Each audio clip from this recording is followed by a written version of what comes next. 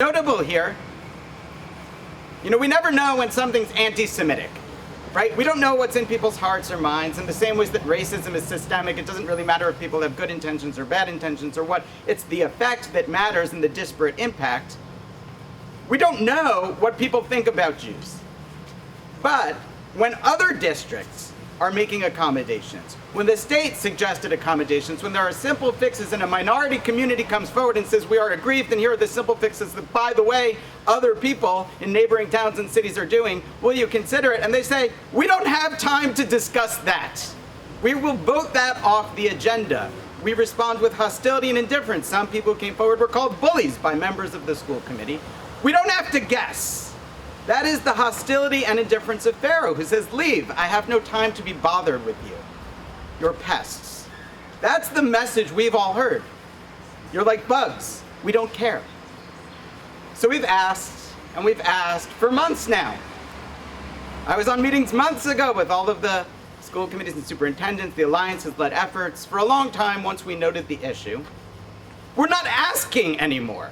We are demanding. The first day of school will not be on Rosh Hashanah. That's a promise. It won't happen. We're going to rise up and make that not happen. We'll bring lawsuits. Our plagues will look a little different. The rivers aren't going to turn to blood, not going to be frogs. No one will get hurt. But the first day of school won't be on Rosh Hashanah.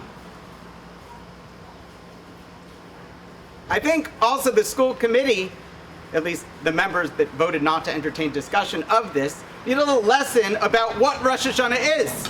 Clearly they underestimate its importance. Rosh Hashanah is the first day of the Jewish year.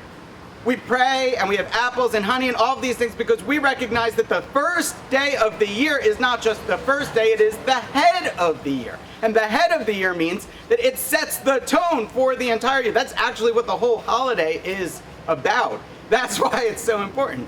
You might have thought that people would understand that the first 2 days of school, post-COVID, as people have mentioned,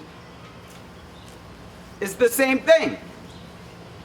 So I want to say that this year, I hope the school committee will learn to observe Rosh Hashanah a little bit, i.e. to treat school like it matters, to treat it like it's important, and to treat the first day like it sets a tone for a successful year. I went to public school, and one of the great benefits of public school education is that you get to meet other people, including people of non-majority populations. I lived in a majority Italian town. There were some Jews, fewer Muslims, but it was good that we had that kind of diversity. By setting up Jewish students and staff to be ostracized, alienated, not seen, and not included right at the beginning, the school committee clearly fails in its mandate to understand what public school education is all about. One wonders, with the lack of civility and lack of understanding of pluralism displayed, are these people fit to continue to serve? I hope they're voted out, whether they change their minds or not. This isn't how public education works. I want to conclude by thanking everyone for being here today and for organizing this conference. It's extremely sad that at a time of rising anti-Semitism, we have to meet to fight this needless display of discrimination against Jewish students. But it means so much that everyone was here today.